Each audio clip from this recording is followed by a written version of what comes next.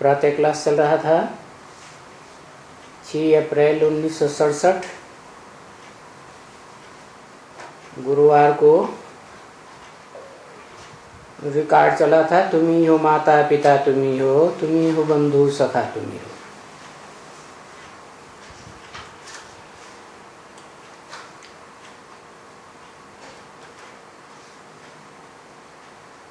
ओम शांति।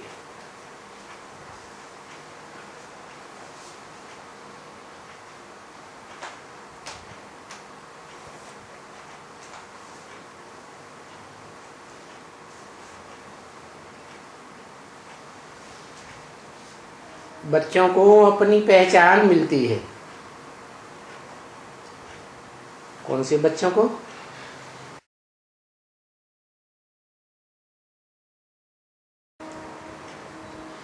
जो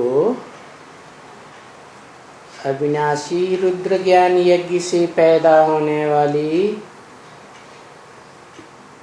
बीज रूप आत्माएं हैं। आत्मा बनती हैं, देह भान को नंबरवार छोड़ती है।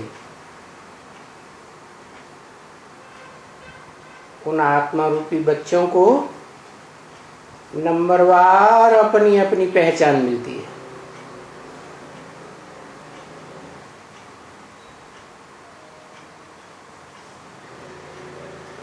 इस रिकॉर्ड से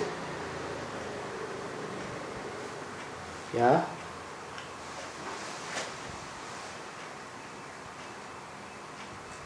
पहचान मिलती है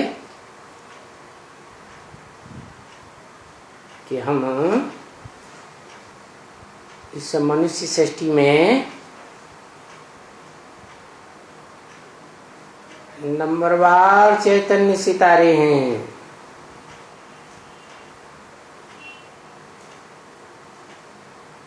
आसमान में जैसे मुख्य 9 सितारे हैं ना,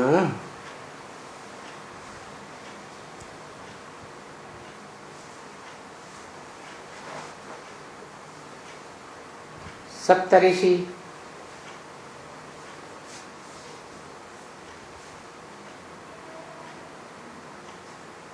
एक ध्रुव तारा जिसके चारों ओर सारे सितारे चक्कर लगाते हैं, जैसे हीरो पाटधारी हो गया।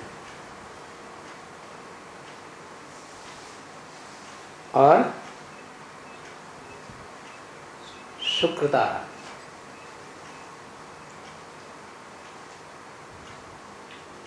सवेरे सवेरे सूर्य निकलता है ना, तो शुक्र तारा पहले पहले दिखाई पड़ता है।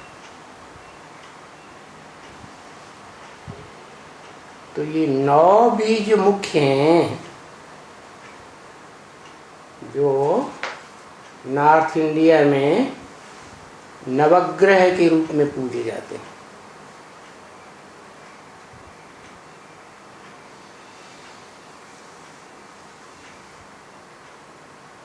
9 घर गृहस्थ वाले गृहस्थी,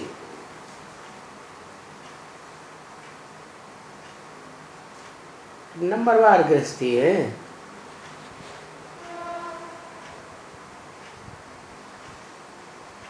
इनमें कोई तो पक्का 100% गृहस्थी है, बाकी सब नंबरवार है। कहीं सन्यासी ही है, नंबरवार सन्यासी।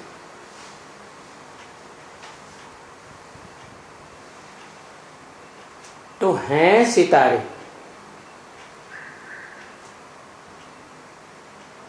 ज्ञान की रोशनी की चमक मारने वाले सितारे हैं चैतन्य।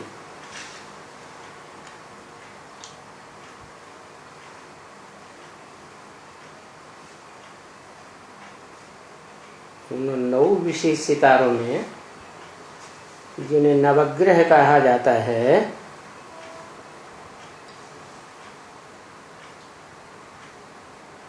वो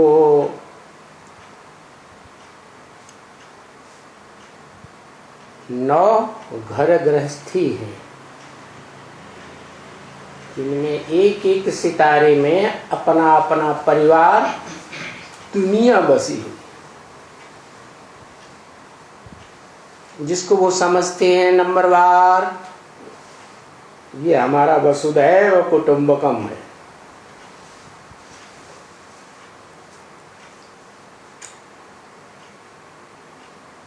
तो उन सितारों को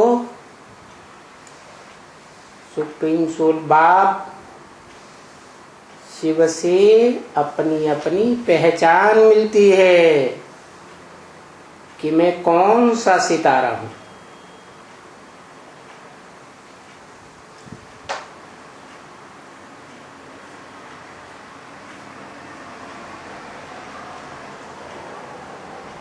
अपनी अपनी मनुष्य षष्ठी रूपी वृक्ष का कौन सा बीज रूप बाप हूं। बीज होता है ना, उसके दो रूप होते हैं, एक अंदर का प्योर बीज,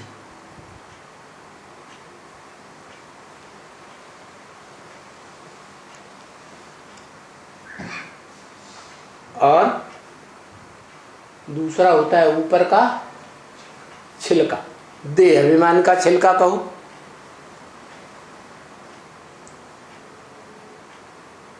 तो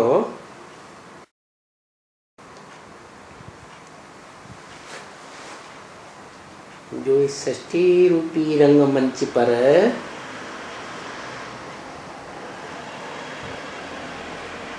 सदैव आत्मिक रूप में पार्ट बजाने वाले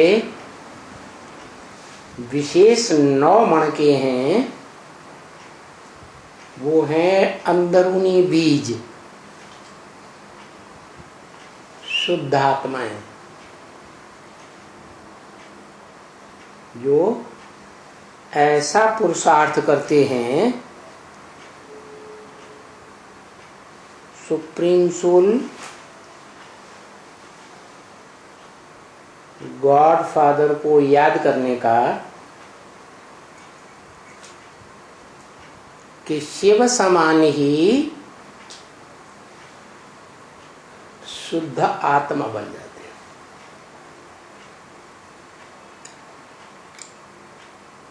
हैं। देहबान का नाम निशान मात्र छिलका नहीं रहता।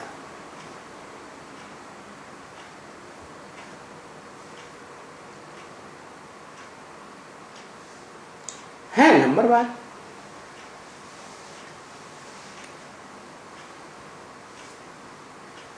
उनमें से 8 तो बिल्कुल पक्के हैं, उन्हें कहे असल सूर्यवंशी।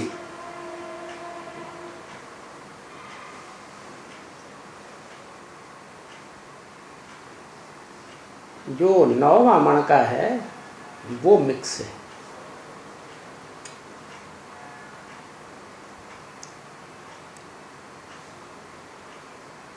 जैसे आज समाज,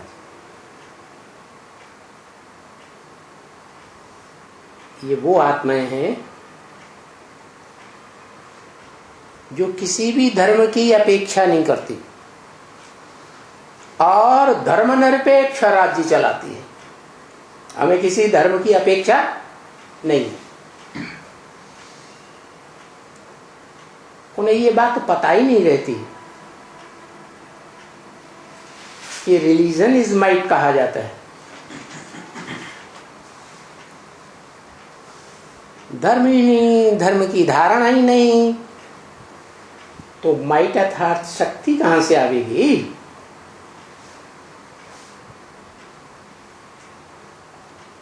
जो सही तरीके से राज्य चल सके।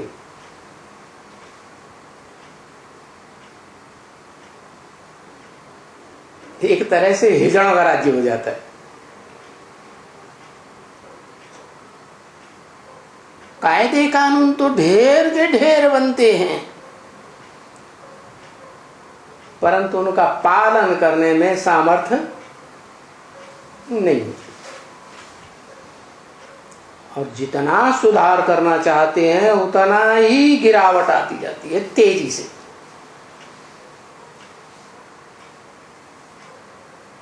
तो वो 9वां मण का तो ऐसे समझो वैल्यूलेस। क्यों? क्योंकि वो ऐसा बीज है अंदरूनी जो सभी धर्मों में कन्वर्ट होता जाता है द्वैतवादी द्वापर युग से, और कन्वर्ट होते होते कोई धर्म पर उसकी आस्था नहीं रहती, विश्वास पक्का नहीं रहता। इसलिए सब धर्मों को छोड़ देता है।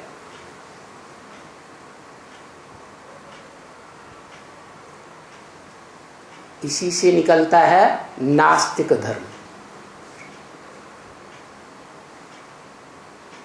इसके दो हिस्से हैं आर्य समाज के। एक भारतीय कम्युनिस्ट पार्टी कही जाती है और एक मार्क्सवादी कम्युनिस्ट पार्टी। हैं दोनों ही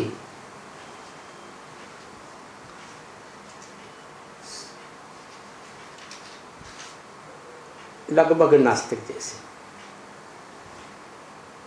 क्योंकि जो भारतीय कम्युनिस्ट पार्टी के लोग हैं वो निराकार को तो मानते हैं, लेकिन वो निराकार काम कैसे करेगा, ज्ञान कैसे सुनाएगा बिना मुख के बिना शरीर के, ये बात नहीं जानते।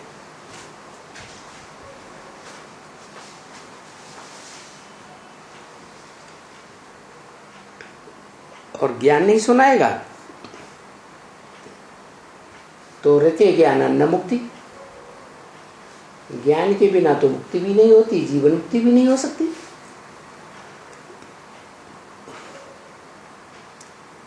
तो इस बात को वो न जानने के कारण निराकार को मानते हैं और निराकार भगवान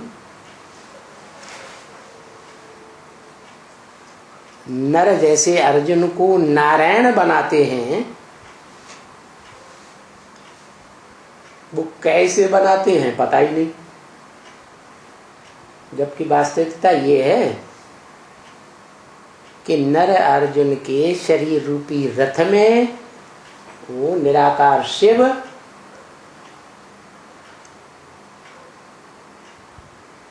डिब्बी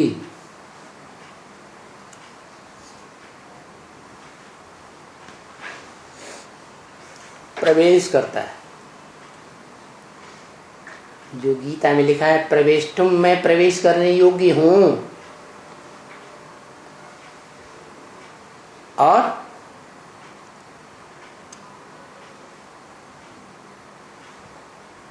प्रवेश करके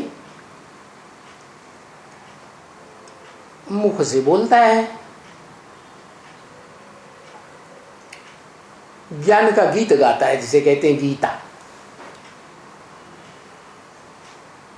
लेकिन वो आर्य समाजी गीता गीता कुछ भी नहीं मानते।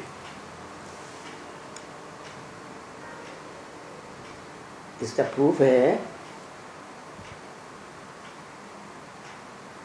कि जब पक्का कलयुग के अंत में भारत में कम्युनिस्ट पार्टी, भारतीय कम्युनिस्ट पार्टी का असर हो जाता है,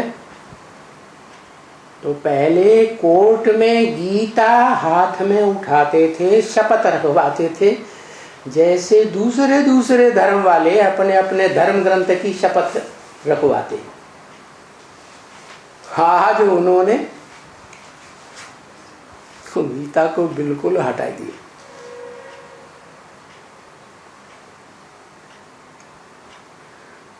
तो ये हुए भारतीय कम्युनिस्ट वाले, और उनका दूसरा पक्ष है मार्क्सवादी कम्युनिस्ट पार्टी वाले, जो निराकार को भी नहीं मानते, कोई भगवान होता है, साकार को भी नहीं मानते, एकदम नास्तिक, न भगवान को मानते, न आत्मा को, न परमात्मा को, न स्वर्ग को, न नरक को, कोई परास्था।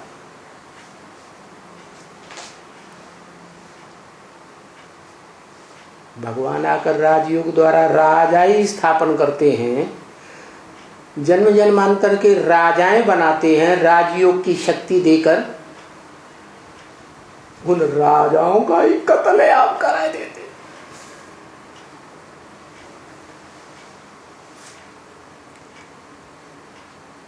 राजा ही खत्म हो गए देश में, तो फिर प्रजा बचे गई, फिर कौन सा शासन चलेगा? प्रजातंत्र शासन। तो कहाँ भगवान के बनाए हुए राजाएं राजयोग की ताकत से जन्म जन्मांतर सतयुग के आदि से लेकर के लगभग कलयुग के अंत तक राज्य करते हैं। भले दुनिया की हर चीज 4 अवस्थाओं से पसार होती है, राज्य और धर्म भी 4 अवस्थाओं से पसार होते हैं, क्योंकि दुनिया ही 4 अवस्थाओं से पसार होती है, सतो प्रधान, सत्व सामान्य, रजो और तमो। तो वो राजाएं भी कलयुग के अंत में जन्म लेते लेते वो आत्माएं राजाओं की सुख भोगते भोगते नीचे तो गिरेंगी ना, तो तामसी बन जाती है। जब तामसी बन जाती हैं तो दुख देने और लेने वाली बन जाती है। इस बात की गहराई को न समझने वाले वो नास्तिक राजाओं को ही खत्म कर देते, और सारी दुनिया में प्रजातंत्र राज्य चल पड़ता है। तो जरूर है ये कायदे का राज्य हुआ। ईश्वर जो कायदे कानून बनाता है संसार को चलाने के लिए, वो कायदे कानून का राज्य हुआ या बेकायदे राज्य हुआ? प्रजातंत्र राज्य।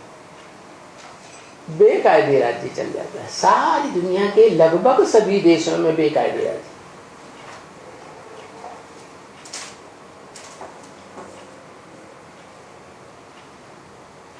और ये राज्य माया रूपी रावण का पंप एंड शो है, जो रावण के 10 सिर का प्रतीक है।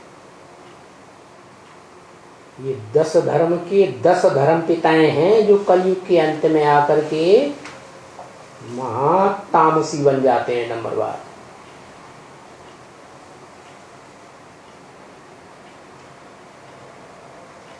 तामसी बनेंगे तो दुखदायी तो होंगे, दुख लेंगे और दुख देंगे।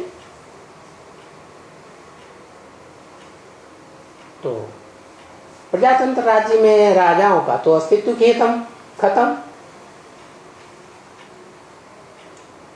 और प्रजा तो बुद्धिमान नर अर्जुन जैसी तो नहीं होती, जो गाया हुआ है बुद्धिमान नर अर्जुन। मनुष्यों में बुद्धिमान नर आदमी आदम अर्जुन है, जो भगवान के दिए हुए ज्ञान को 100% अर्जन करता है। उस ज्ञान के आधार पर जन्म जन्मांतर के लिए सद्भाग्य भी अर्जन करता है, श्रेष्ठ भाग्य बनाता है। परंतु ऐसे अर्जुन रूपी नर इस दुनिया में नंबरवार ही तो होंगे। कलयुग के अंत तक पहुंचते पहुंचते 500, 700, 750 करोड़ मनुष्य अर्जुन जैसे नंबरवार नर बनते हैं।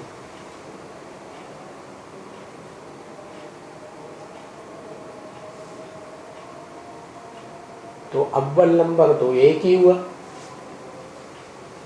कि सब अव्वल नंबर हो जाएंगे। तो जो एक अव्वल नंबर बनता है उसी के लिए इस्लामियों में भी आज तक मुसलमानों में ये बात प्रसिद्ध है, अल्लाह अव्वल दीन।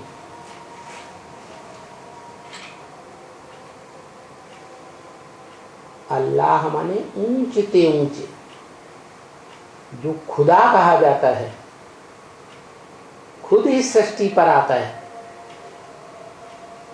बुलाने से नहीं आता। सभी धर्म वाले, हिंदू हो, मंदिर में जोर जोर से कीर्तन करते हैं, हे पतित पावन आओ, पतित पावन सीताराम। मुसलमान दिन में 5 बार चिल्लाते हैं,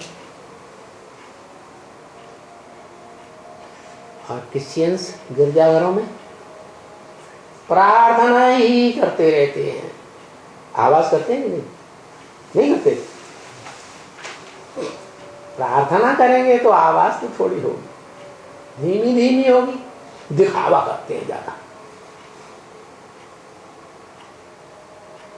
जो दिखावा करने वाले होते हैं ना, वो पंप एंड शो ज्यादा करते हैं। तो वहां भी बुलाते हैं, और सबसे जास्ती आवाज होती है सिखों की गुरुद्वारे।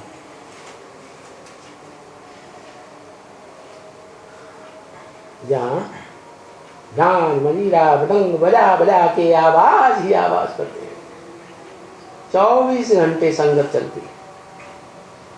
तो देखो इतना बुलाते हैं, 2500 वर्ष की हिस्ट्री होगी नंबरवार सभी धर्मों की, लेकिन वो आता है क्या? हेवनली गॉडफादर आता है, स्वर्ग स्थापन करने के लिए आता है? नहीं आता। भले हिंदुओं ने समझ लिया है कि कृष्ण भगवान द्वापर के अंत में आते हैं, आकर के गीता ज्ञान सुनाते हैं, महाभारत युद्ध कराते हैं, और पांडवों के द्वारा इंद्रप्रस्थ की स्थापना करते हैं, जहां राजा इंद्र स्वर्ग में प्रकृष्ट रूप से स्थित हो गया, तो नाम पड़ा इंद्रप्रस्थ। लेकिन ऐसा तो है ही नहीं। क्यों? प्रैक्टिकल प्रूफ देखा जाता है। द्वापर के अंत में आने वाला भगवान कृष्ण सुख की दुनिया स्वर्ग स्थापन करेगा। हेवनली गॉडफादर है ना, कि पापी कलयुग में नरक बनाएगा, पापी कलयुग के अंत में घोर रौरव नरक बन जाता है।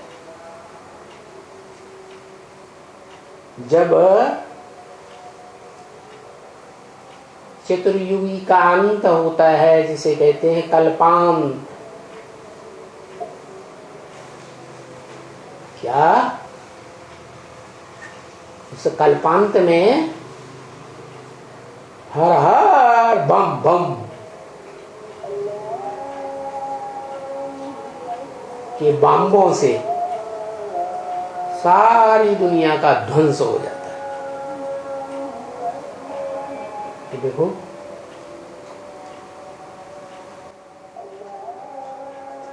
सारी दुनिया ध्वंस होती है, नष्ट होती है महाविनाश में, किसके द्वारा? शंकर के द्वारा। जो आदि पुरुष माना जाता है, आदि आदमी, सृष्टि का आदम, जो आदि करता है वही अंत करता है। नियम है आदि सो अंत, जो आदि में सो अंत में। तो जो सृष्टि के आदि में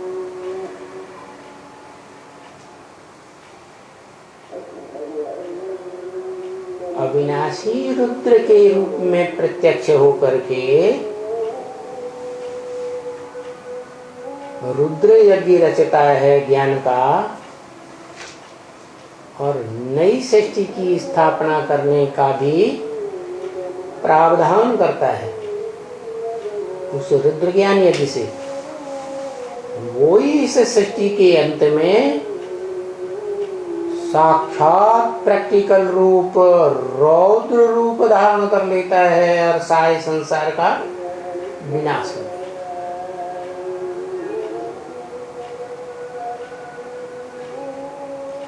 वो तो हुआ अव्वल नंबर, सितारा। नवग्रहों में से अव्वल नंबर सितारा। बाकी है नंबरवार 8 सितारे, उनमें भी जो सबसे लास्ट का 9वां नंबर का सितारा है वो वैल्यूलेस, न उसके बस की स्थापना है, न उसके बस का सारे संसार का विनाश। वो कितना भी विकराल रूप धारण करे तो भी कमजोर धर्म है, क्योंकि धर्म की धारणा है ही नहीं, कोई धर्म को मानता ही नहीं। फिर इससे ऊपर उठने वाले 8 रुद्रमाला के मणके और हैं,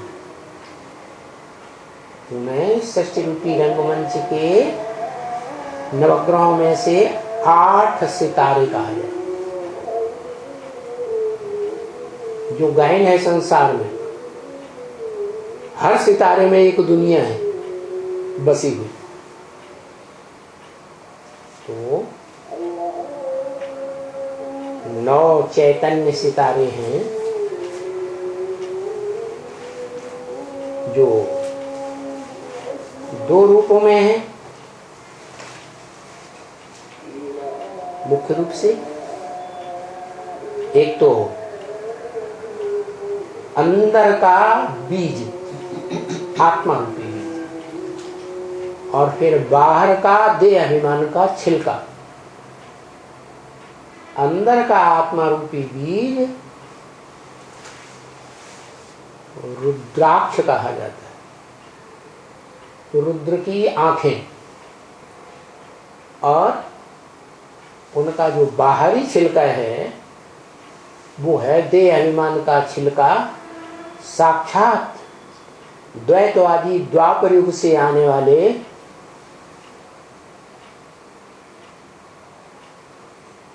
धर्म पिता इब्राहिम, बुद्ध, कृष्ण आदि।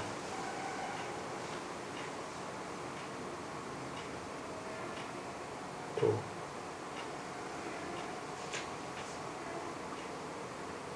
ये बीज संसार में प्रत्यक्ष होते हैं। कब प्रत्यक्ष होते हैं? कलयुग के अंत और सतयुग के आदि के 100 वर्षों, उसे कहें पुरुषोत्तम संगम युग। हर धर्म में पुरुष रूपी आत्माओं के बीच में उत्तम उत्तम आत्माएं कौन सी हैं वो प्रत्यक्ष होती है। इसलिए इस युग का नाम पुरुषोत्तम संगम युग पड़ता है।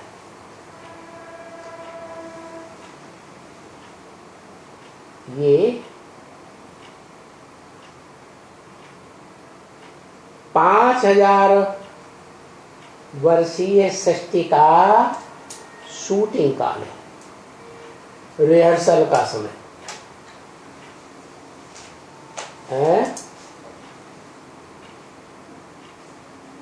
जिस रिहर्सल में सुप्रीम सोल गॉड फादर निराकार शिव आत्माओं का बाप सुप्रीम सोल इस सृष्टि पर आकर पर्दे के पीछे रहने वाले डायरेक्टर का पार्ट बजाता है। क्या किसी को नजर नहीं? सबको नाच नचाता जाता फिर भी नजर नहीं जो आता, ऐसी दुनिया को बनाने वाला कौन है? फिर नाम दे दिया मनुष्य गुरुवन, घन श्याम है, वो ही राम है, वो ही कृष्ण है, ऐसे चिल्लाते रहते। ये नहीं जानते कि जिस नई दुनिया स्वर्ग को बनाने वाला है, वो नई दुनिया स्वर्ग में जो पुरुषोत्तम संगम युगी स्वर्णिम काल है, स्वर्ग से भी ऊंची स्टेज वाला, अतीन्द्रिय सुख देने वाला काल,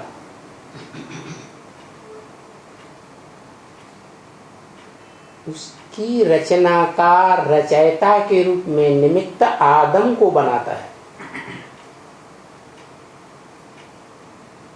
इसलिए भारतवासियों ने उस आदम के संपन्न रूप को,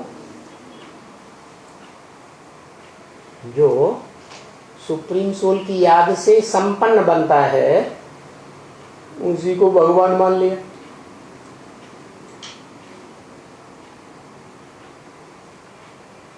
मुसलमान इस्लामी कहते भी हैं, आदम को खुदा मत कहो, आदम खुदा नहीं, लेकिन खुदा के नूर से आदम जुदा नहीं। माना वो आदम जो क्रिश्चियंस में एडम कहा जाता है, हिंदुओं में आदिदेव शंकर कहा जाता है, जैनियों में आदिनाथ कहा जाता है, वो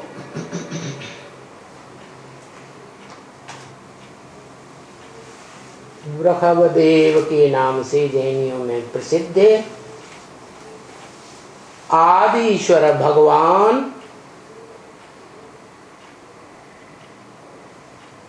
साकार शरीर से मूर्तिमान शंकर के रूप में भी पूजा जाता है, और उसमें निराकार शिव प्रवेश होता है। खड़े नेत्र सदा शिव के रूप में प्रत्यक्ष होता है संसार में। तीसरे नेत्र से सारी दुनिया को देखता है।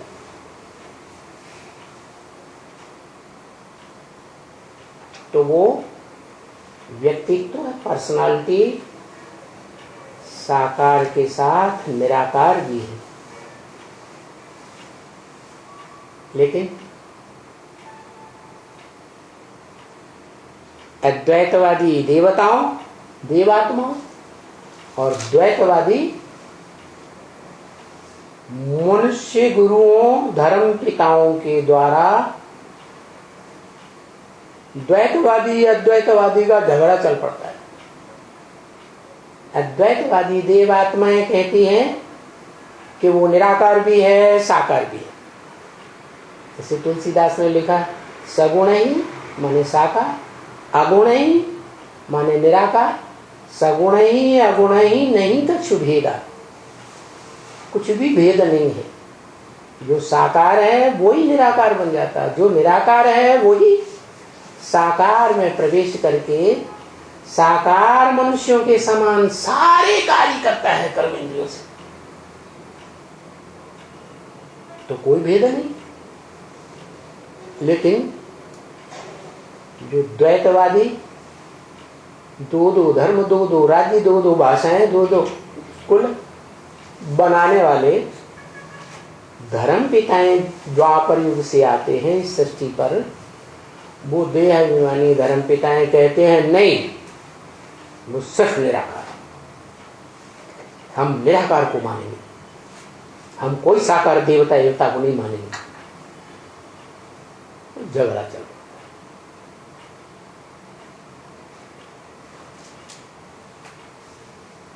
लेकिन ये झगड़ा देहभान के कारण होता है।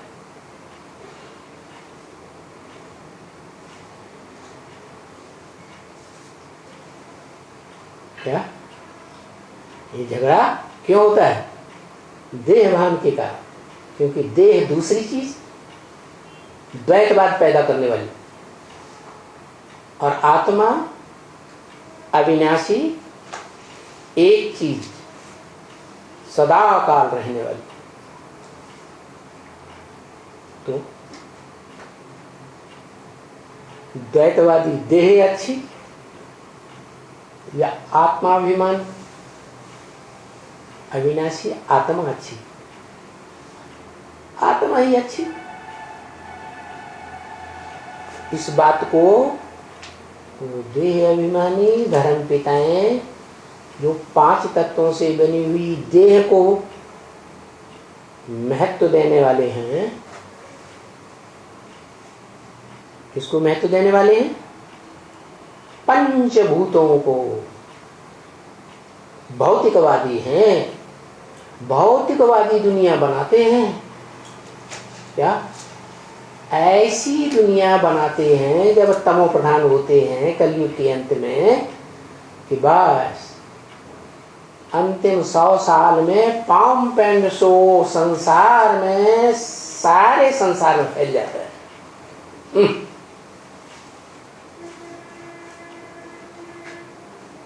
तो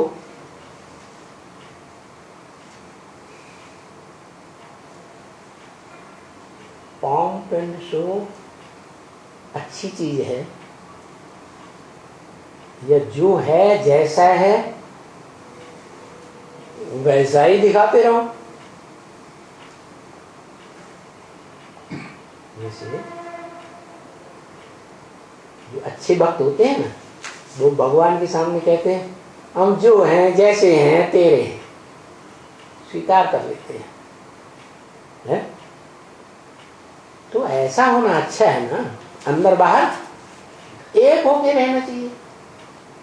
अब अंदर से तो समझते हैं कि हम बड़े भ्रष्ट हैं, भ्रष्ट इंद्रियों से आचरण करने वाले हिंसक हैं। क्या सब पुरुष समझते हैं इस बात को कि हम दुर्योधन दुशासन जैसे हिंसक बन जाते हैं, एकांत में एंटी सेक्स को पा करके, और कहीं देह से सुंदर हो तो आला बुद्धि का ताला लग जाता है।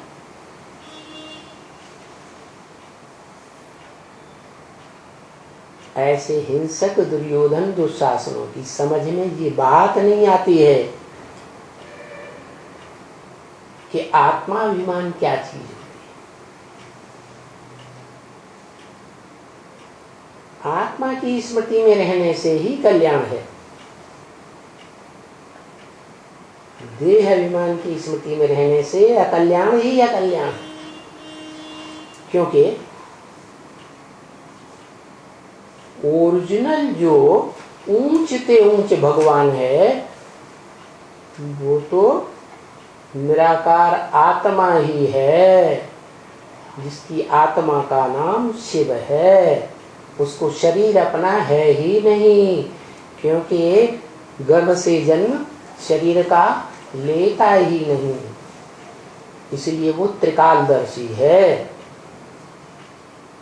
उस आत्मा जैसा त्रिकालदर्शी कोई भी संसार की आत्मा नहीं हो सकती, चाहे आदम ही क्यों न हो। सदा काल अखूट ज्ञान का भंडार धारण करने वाली। कोई मनुष्य आत्मा हो ही नहीं सकती। क्यों? क्योंकि मनुष्य आत्माएं चाहे वो सुधर करके देवात्मा बन जाए, चाहे बिगड़ करके मनुष्य से राक्षस आत्मा दैत्य आत्माएं बन जाए, वो सदा काल के लिए अखूट ज्ञान के भंडारी नहीं बन सकते। क्योंकि उनमें चंचल मन होता है, मनन चिंतन मंथन करने वाला। ये मनुष्यों में मनन चिंतन मंथन की शक्ति न हो तो मनुष्य को जानवर कहा जाए, पशु पक्षी कीड़ा मकोड़ा कहा जाए। क्यों मनुष्य कहा जाता है? क्योंकि आदि मनु जो आदम है इसकी संतान बनते हैं, इसलिए मनुष्य कहे जाते हैं। आदि मनु में भी मनन चिंतन मंथन की शक्ति से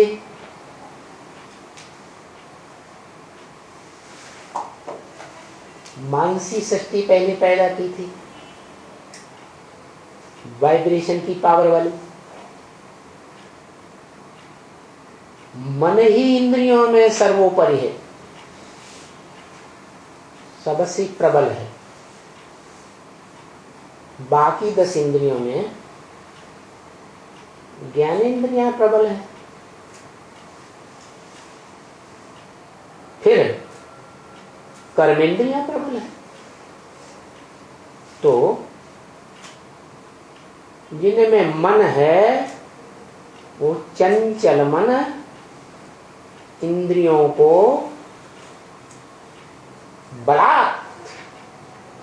बलपूर्वक गड्ढे में ले जाने वाला। उस मन को कंट्रोल करना आत्मिक स्थिति की बात है। जो आत्मिक स्थिति में रहना, आत्माओं का बाप, जो भी भोगी आत्माएं हैं उन भोगी आत्माओं का बाप, मनुष्य आत्माओं का बाप आदम सिखाता है। आदम भी कब सिखाता है? जब आदम में खुदा साक्षात नूर के रूप में प्रवेश करता है। लेकिन जैसे मां के शरीर रूपी गर्भ में है,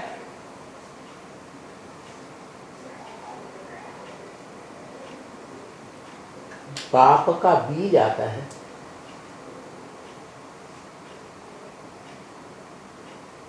तो शरीर तैयार होता है?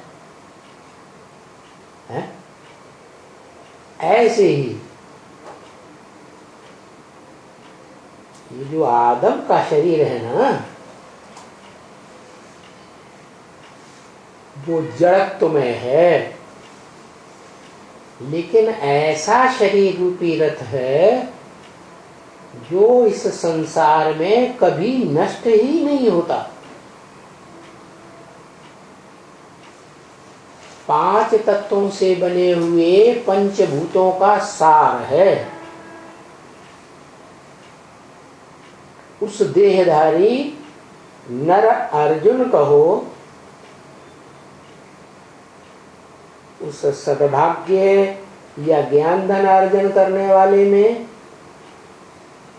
शिव सुप्रीम सोल प्रवेश करके उसे आत्मा का ज्ञान देता है। क्या? कि तुम देह नहीं हो, तुम क्या हो? आत्मा। आत्मा रूपी सितारे हो, आसमान के जड़ सितारे नहीं, धरती रूपी रंगमंच पर पार्ट बजाने वाले चैतन्य सितारे हो। उस आदम से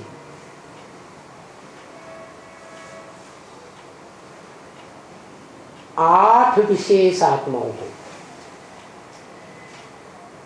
जो आदम के षष्टि रूपी रंगमंच पर सृष्टि के आदि से लेकर के अंत तक विशेष सहयोगी बनते हैं। उनको पहले पहले आत्मा का ज्ञान मिलता है आदम के द्वारा, और वो पुरुषार्थ करके पहले पहले नंबरवार आत्मिक स्टेज में स्थिर होते हैं, देहभान को त्यागते हैं। मैं आत्मा ज्योति बिंदु निराकार। तो उन बच्चों को शिव बाप कहते हैं क्या? ये रिकॉर्ड की याद दिलाकर, क्या तुम ही हो माता, पिता तुम ही हो बंधु, सखा तुम ही हो।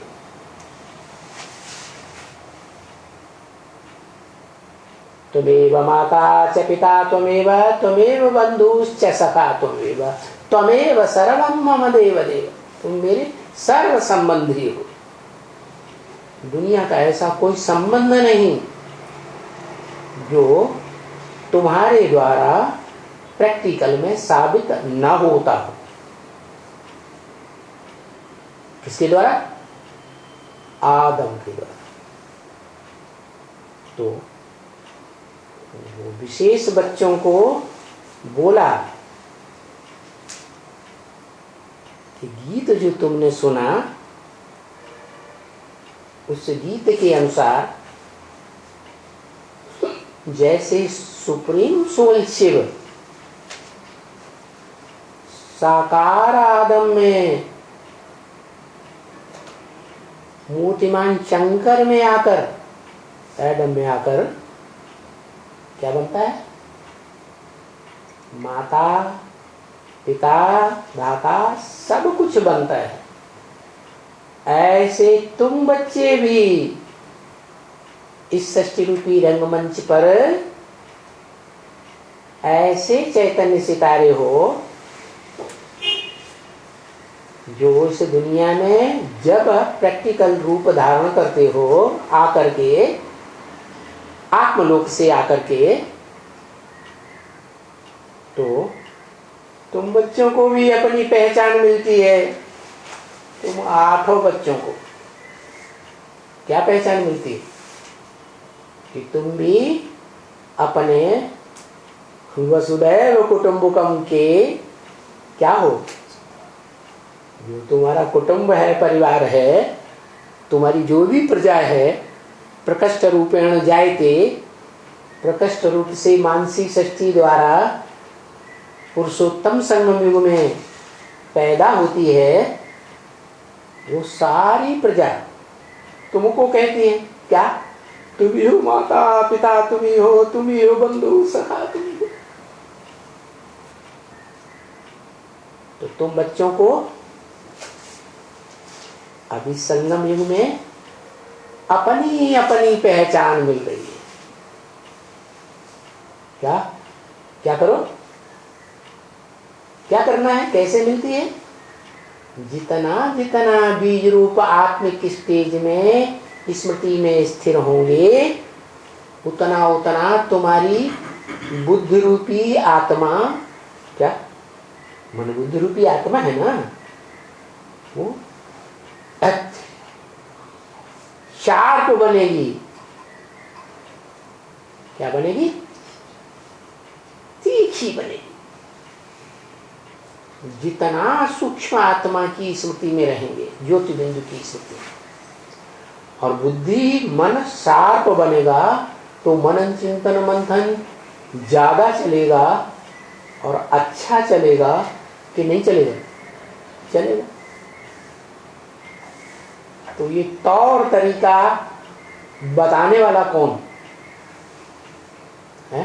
सुप्रीम सोल ज्योति बिंदु आदम में प्रवेश करके नूर के रूप में सारी जानकारी देता है। नूर माने रोशनी, वो स्थूल रोशनी नहीं जो जड़ सूर्य से आती है, चैतन्य ज्ञान की रोशनी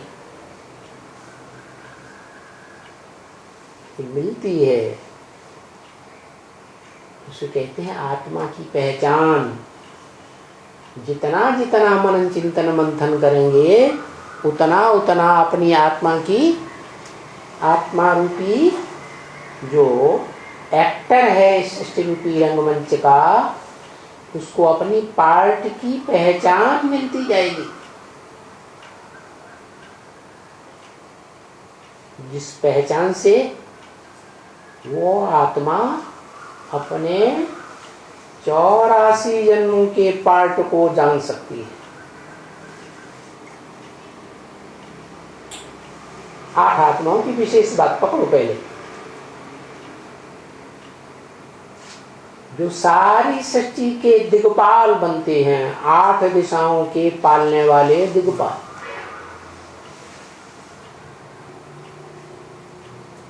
सृष्टि के आदि से लेकर के अंत तक पार्ट बजाने वाली आत्माएं हैं। वो बीज रूप आत्माएं पहले पहले पुरुषोत्तम संगम युग में शूटिंग काल में शुद्ध आत्मा, जिन्हें अपने अपने धर्म वृक्ष का बीज कहें, शुद्ध बीज। और वो 8 कला शुद्धता के रूप में सतयुग रूपी फर्स्ट सीन ड्रामा का और त्रेता युगी सेकंड सीन 2500 वर्ष तक ये हेवनली गॉड फादर की वर्षे के रूप में प्राप्ति करती है। फिर जब से ये द्वैतवादी धर्म पिताएं आते हैं, इब्राहिम, बुद्ध, क्राइस्ट, देह अभिमानी, तब से इनके देह अभिमानी के प्रभाव से प्रभावित हो जाते, क्योंकि ये 8 ही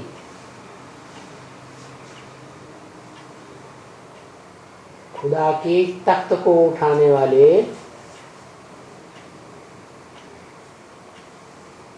वो विशेष फरिश्ते हैं जिनके अंदर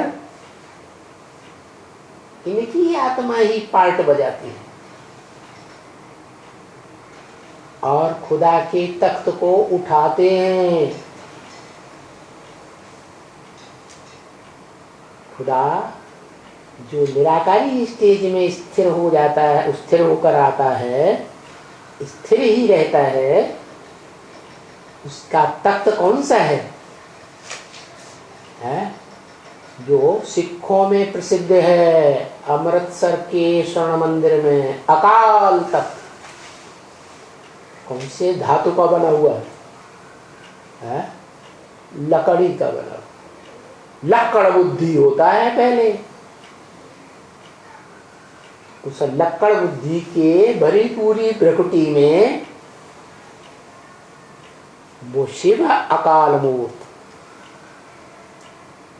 और वो आदम अकाल मूर्त।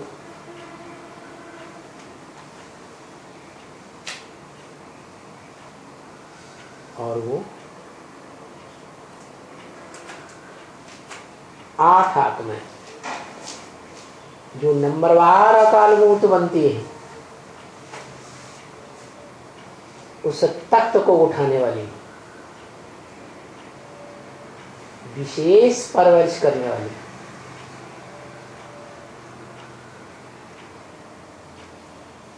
जिनको उड़ीसा में जगन्नाथ का रथ भी कहा जाता है।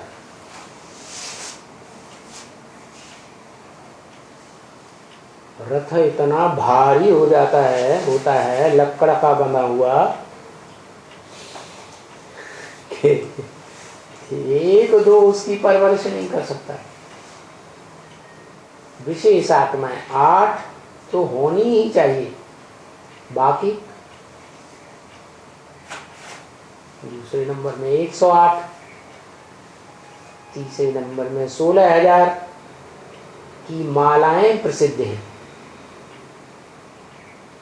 तो इन सब आत्मा रूपी बच्चों को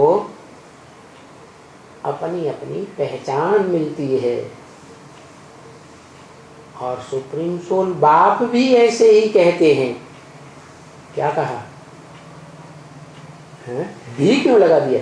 बाप भी, इसका मतलब अकेला सुप्रीम सोल बाप ही ब्रह्मा के मुख से नहीं कहते।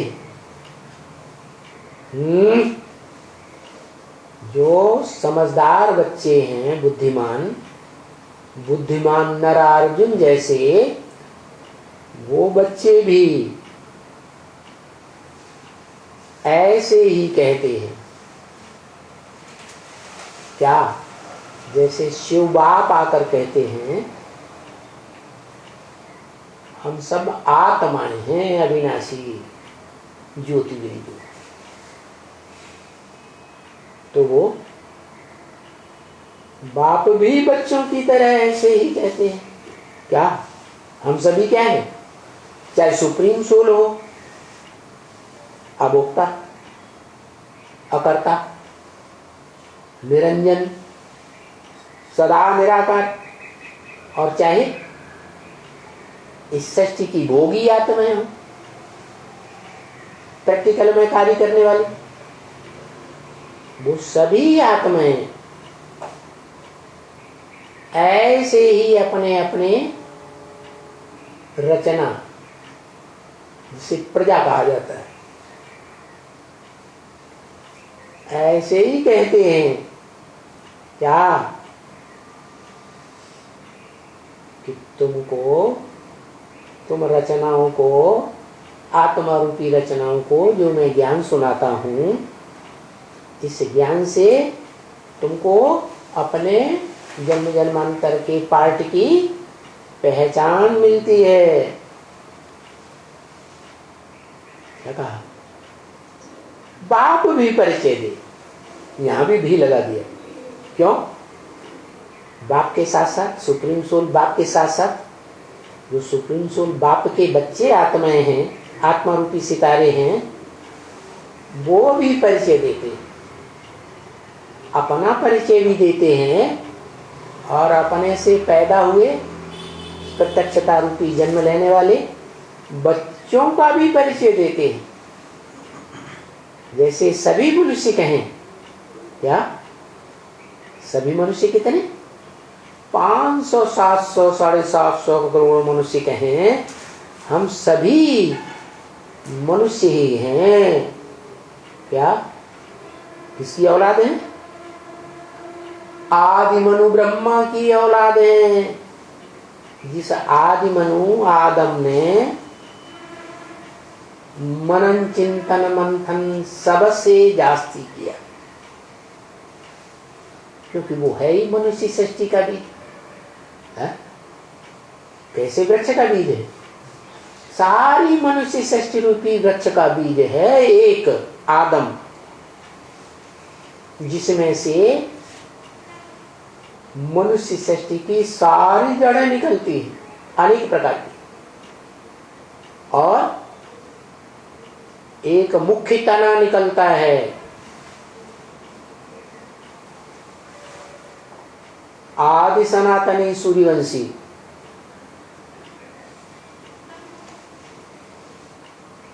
सबसे पुराने धर्मवंश वाला, और फिर उस मुख्य तने से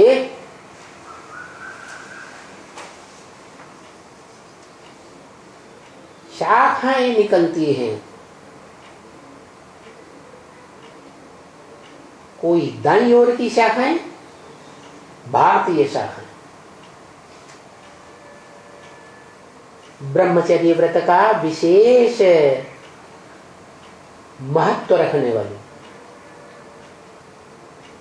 और दूसरी बाईं ओर की वाम मार्गी, बायां हाथ होता है ना, क्या करता है? गंदगी साफ करने के लिए होता है। ये विकारों की गंदगी है क्या?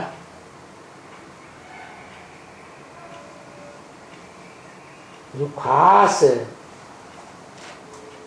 इन विदेशी धर्म पिताओं के द्वारा प्रेफर की जाती है, महत्व दिया जाता है इसको, किस गंदगी को?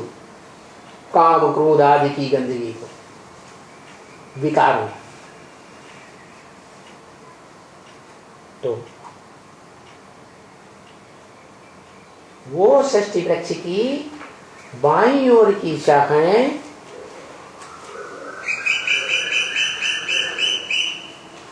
वो विकार फैलाने का काम करते सारे संसार तेजी से।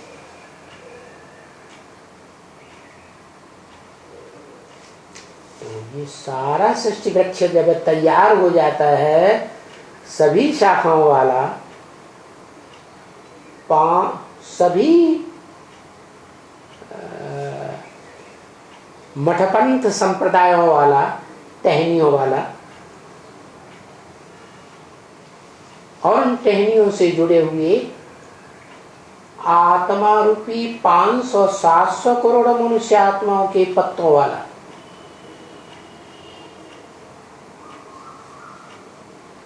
फिर संपूर्ण वृक्ष जब परिपक्व तैयार होता है तो उसमें से पहला फूल निकलता है। फूल तो हल्का फुल्का होता है ना, है? 2 प्रकार के फूल होते हैं। एक दिव्य गुणों की सुगंध वाला होता है, एक में सुगंध नहीं निकलती, विदेशी फूल, जैसे गुलाब होता है ना।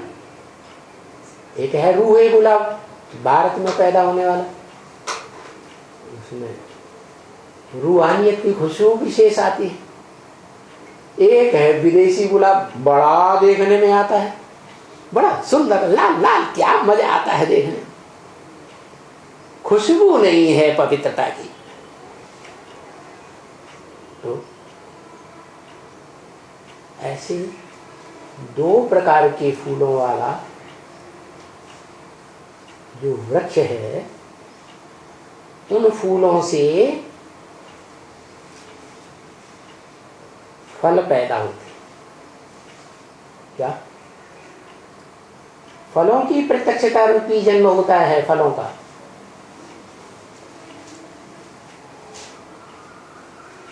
और उन फलों के अंदर जो पहला फल होता है वृक्ष का, उसमें वही मनुष्य सृष्टि का आदि बीज आदम फिर प्रत्यक्ष होता है संसार रूपी वृक्ष में। और जल्दी अपने को सारे संसार रूपी सृष्टि वृक्ष से डिटैच कर लेता है। पहला ऐसे ही ये आदम रूपी बीज है, और उसके साथ साथ 8 और भी विशेष बीज है, और एक बाप है।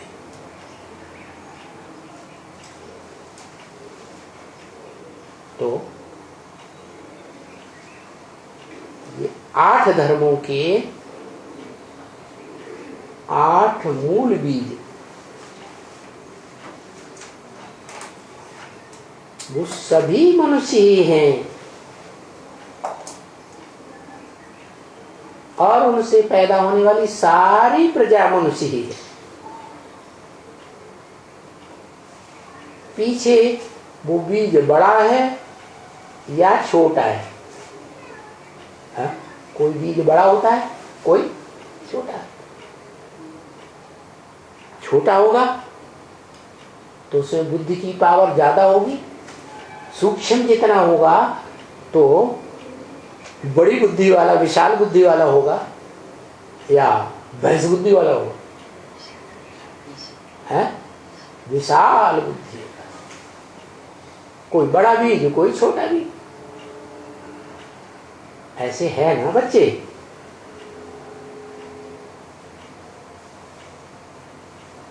चाहे वो किसी जन्म में प्रेसिडेंट बनता है, राजा बनता है, रानी बनता है, महाराजा बनता है, महारानी बनता है सभी मनुष्य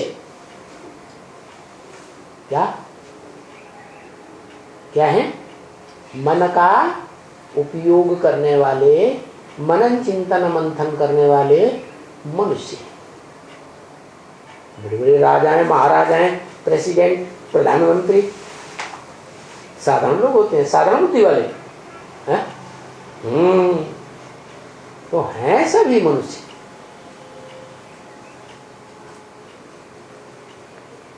तो उन सब मनुष्यों का सबसे बड़ा बीज है आदम,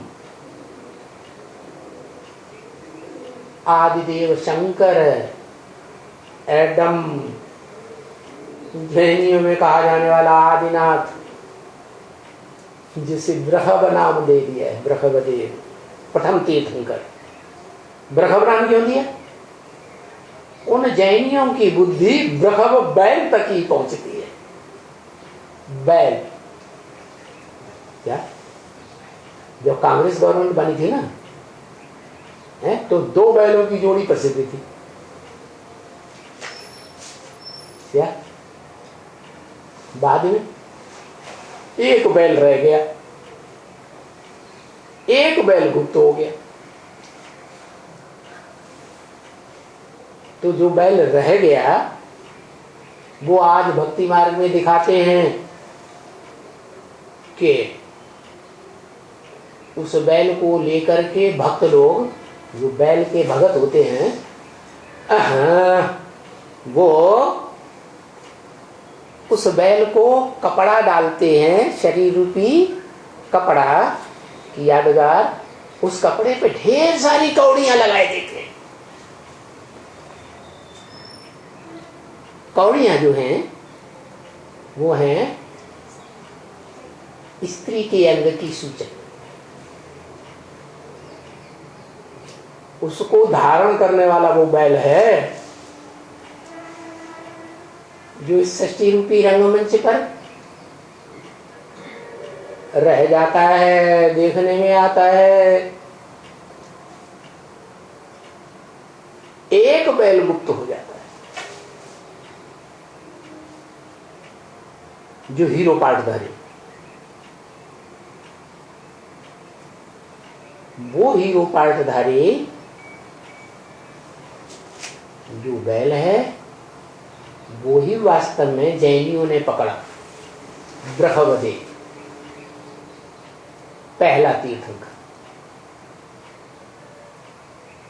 तो बताया, तो चाहे प्रेसिडेंट हो, राजा हो, रानी हो, महारानी हो, कोई भी हो, हैं सब मनुष्य। तो बाप भी आकर के कहते हैं, हे मनुष्यों, तुम सभी आत्माएं हो, है? चंचल मन नहीं हो, मन के अंदर में चलने वाली चंचल इंद्रियां नहीं हो। तुम क्या हो? क्या? अविनाशी आत्मा हो। इसलिए उस अविनाशी स्वरूप ज्योति बिंदु में ही स्थिर रहो। जैसे सुप्रीम सोल बाप आकर कहते हैं कि हम सभी आत्माएं हैं। जैसे तुम भोगी आत्माएं हो, वैसे मैं अभोक्ता आत्मा और परमात्मा। क्या कहा? जो आत्माओं के बीच में परम पार्टधारी, हीरो पार्टधारी है, जिसका वर्णन गीता में है, परमात्मा इति उदाहत।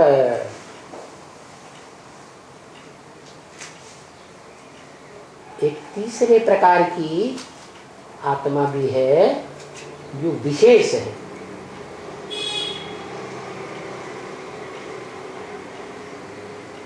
मनुष्य आत्माओं के 3 ग्रुप बताए गीता ने। एक क्षरित होने वाली, पतित होने वाली, वो अनेक हैं। और एक है सिर्फ नंबर में एक ही, अक्षर, कभी क्षरित नहीं होती, कभी किसी के संग के रंग में नहीं आती। बाकी सभी मनुष्य आत्माएं, चाहे वो धर्म पिताएं ही क्यों न हो, और चाहे वो मनुष्य सृष्टि का बीज रूप बाप आदम ही क्यों न हो, क्या शंकर ही क्यों न हो, महादेव, टाइटल तो बहुत बड़ा मिलता है, वो भी क्षरित हो। तो उन क्षरित होने वाले आत्माओं के बीच जो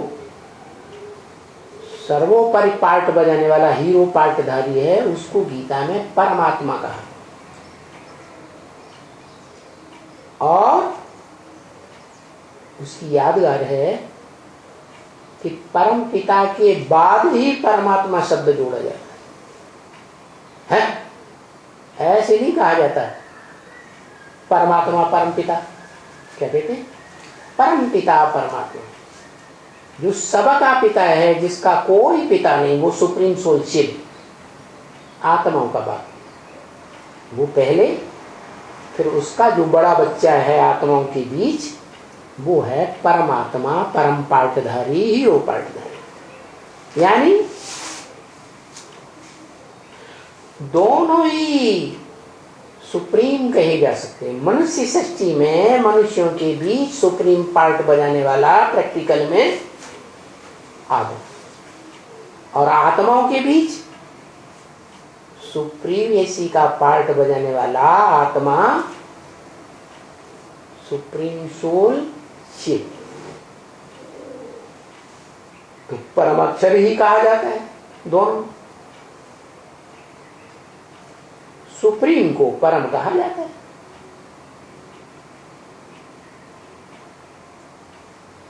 तो ये तो बच्चे आत्मा रूपी जान गए अच्छी तरह से कि अभी संगम युग में हम नंबरवार आत्माओं का, सबका 500-700 करोड़ मनुष्यों का बाप सुप्रीम सोल है।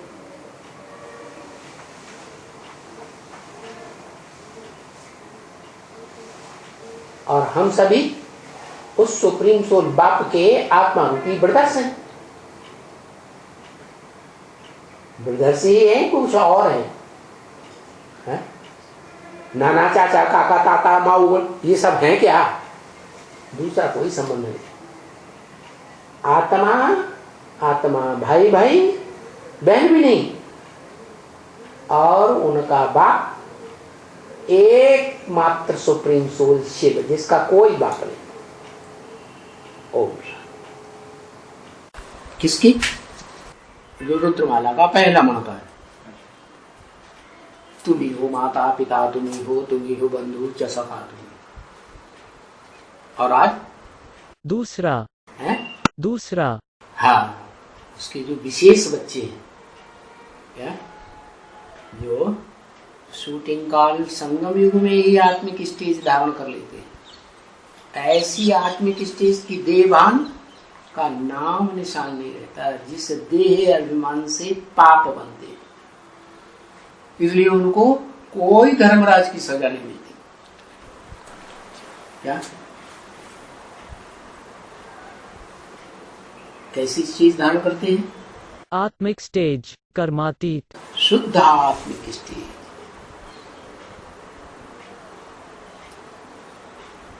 तो उनको भी अपनी पहचान मिलती है, वो भी समझ जाते हैं कि हमारी भी अपनी दुनिया है, सितारे की, आत्मा रूपी सितारे की हमारी भी अपनी दुनिया है। जो हमारी दुनिया, हमारा परिवार हमको कहेगा, क्या कहेगा? तुम ही हो माता पिता, तुम ही हो बंधु सखा, तुमसे अलावा और दुनिया में और कोई को हम नहीं मानेंगे। शूटिंग काल संगम युग में भी अगर हमको कोई समझाएगा करके, भले आदम ही आ जाए,